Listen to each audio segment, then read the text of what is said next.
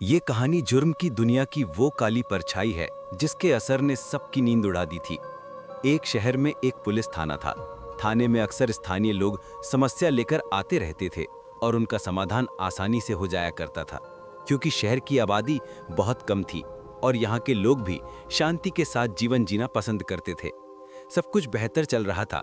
तभी थाने में एक लेडी ऑफिसर की नियुक्ति होती है। उसका नाम रीटा था। इंस्पेक्टर रीटा बहुत ईमानदार और बहादुर है। वो आते ही पुलिस थाने का मुआयना करती है और हवलदार से थाने की साफ सफाई करवाने को कहती है। हवलदार भी आदेशानुसार सफाई कर्मचारी को बुलाकर पूरे थाने की सफाई करवाते हैं। तभी रीटा थाने के स्टोर रूम में चली जाती है। वो वहाँ कुछ पुराने केसों की फाइल देख रही होती है। तभी अचानक ऊपर से फाइल नंबर 178 जमीन पर गिरती है और रीटा की नज़र उस फाइल पर पड़ती है। जैसे ही रीटा उस फाइल को उठाकर खुलती है, उसके चेहरे का रंग बदल जाता है, क्योंकि फाइल में जो फोटो होती है वो उसकी बचपन की सहेली रिया की फोटो थी, जो कि छोटी सी उम्र में ही लापता हो चुकी थी। लेकिन यहाँ उसकी फाइल का होना एक रूहानी इशारा था, जिससे रीटा की जिंदगी में उलझनें बढ़ने वाली थी। रीटा इन सब बातों से अनजान अपनी रिया के घर फोन लगाती है और उसके बारे में उसके माता पिता को बताते हुए कहती है कि आपकी बच्ची इस दुनिया में नहीं रही।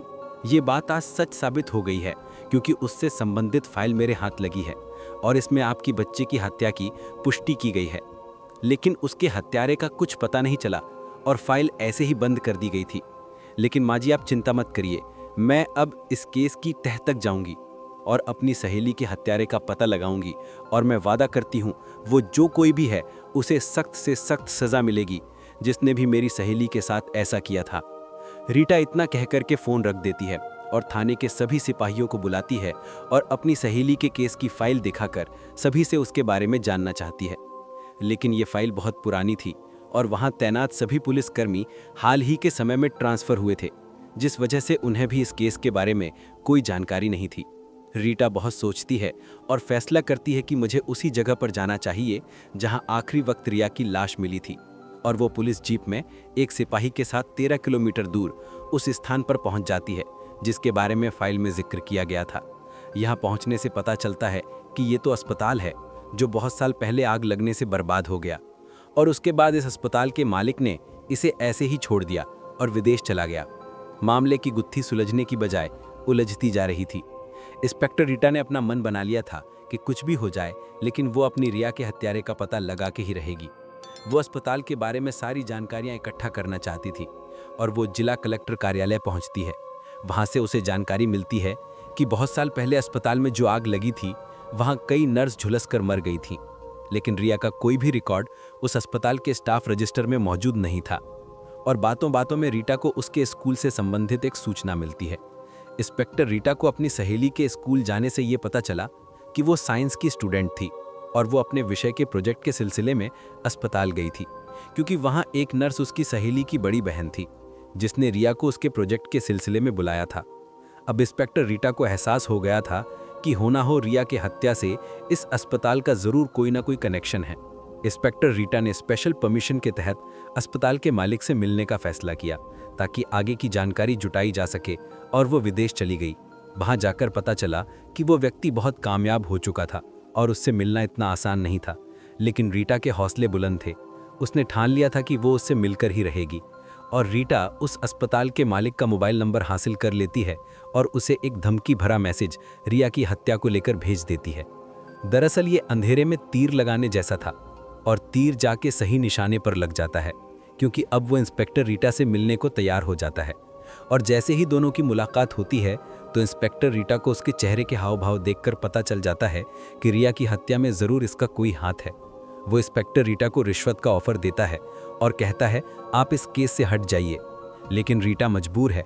वो उसे गिरफ्तार नहीं कर सकती क्योंकि उसके खिलाफ रीटा के पास कोई सबूत नहीं है, और वो गुस्से से विदेश से वापस आ जाती है। तभी रीटा के मोबाइल में अचानक एक फ़ोन आता है और उसे अस्पताल के सीक्रेट चैम्बर का पता चलता है, और वो दोबारा सह पुलिस कर्मियों को लेकर उसी अस्पताल पहुंचती है और तहखाने में बने हुए चैम्बर का दरवाज़ा खुलवाती है। वहां रखी हुई चीज़ें अभी भी सुरक्षित होती हैं, क्योंकि आग का प्रभाव वहां तक नहीं पहुंच पाया था। सारे कमरे की तलाशी लेने के बाद रीटा को एक वीडियो कैमरा और एक पेन ड्राइव मिलती है, और जब उसकी रिकॉर्डिंग देखा जाती है तो पता चलता है कि इस अस्पताल का मालिक महिला मरीजों की आपत्तिजनक वीडियो बनाता था और उन्हें इंटरनेशनल बाजार में बेचता था, और इस काम में अस्पताल के भी कुछ स्टाफ उसका साथ देते थे।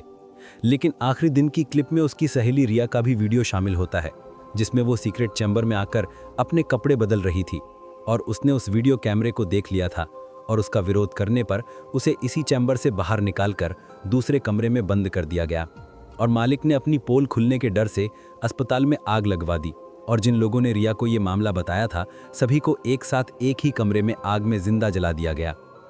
ये सारी सच्चाई जानने के बाद रीटा की आंखों में आंसू आ जाते हैं और वो अपनी सहेली की बेबसी को लेकर दुखी हो जाती है। लेकिन बदले की भावना और अपनी सहेली को इंसाफ दिलाने के लिए वो अपनी जान लगा देती है। उसे अब तक ये पता चल गया था कि उच्च अधिकारियों के समर्थन के बिना ये कार्य संभव नहीं हो सकता था, इसलिए उसे संदेह था कि अगर मैं इस फाइल को ऊपर भेजूंगी तो इस केस को भी दबा दिया जाएगा। इंस्पेक्टर रीटा ने दिमाग लगाते हुए सारी फाइल मीडिया में वायरल कर दी, और देखते ही देखते बात आग की तरह फैल गई और हादसे से जुड़े लोगों के पुराने जख्म फिर से ताज़ा हो चुके थे। ये उस समय का बहुत बड़ा हादसा था। इस वजह से अपराधी को पकड़ने के लिए मांग तेज हो जाती है, और कुछ दिन की कड़ी कार्रवाई के बाद अस्पताल के मालिक को विदेश में ही गिरफ्तार कर लिया जाता है और उससे जुड़े सारे व्यापारों पर पाबंदी लगा दी जाती है। और एक दिन रीटा थाने में बैठकर अपनी सहेली को इंसाफ मिलने पर खुश हो रही होती है। तभी उसके सामने पड़े कागज पर अपने आप एक पेन चलने लगता है और पेपर पर लिख जाता है, thank you my friend Rita, और कहानी खत्म हो जाती है। रिया की रूह को तो इंसाफ मिल गया, लेकिन आज भी न जाने कितनी रियाएं हैं जो इंसाफ की गुहार लगा रही हैं। कहीं अगली बार वो रूह आपके पास तो नहीं आएगी? क्या आप तैयार हैं उस सच्चाई को सुनने के लिए? तो अभी चैनल को सब्सक्राइब कर लीजिए, क्योंकि अगली कहानी में रूह फिर लौटेगी इंसाफ मांगने।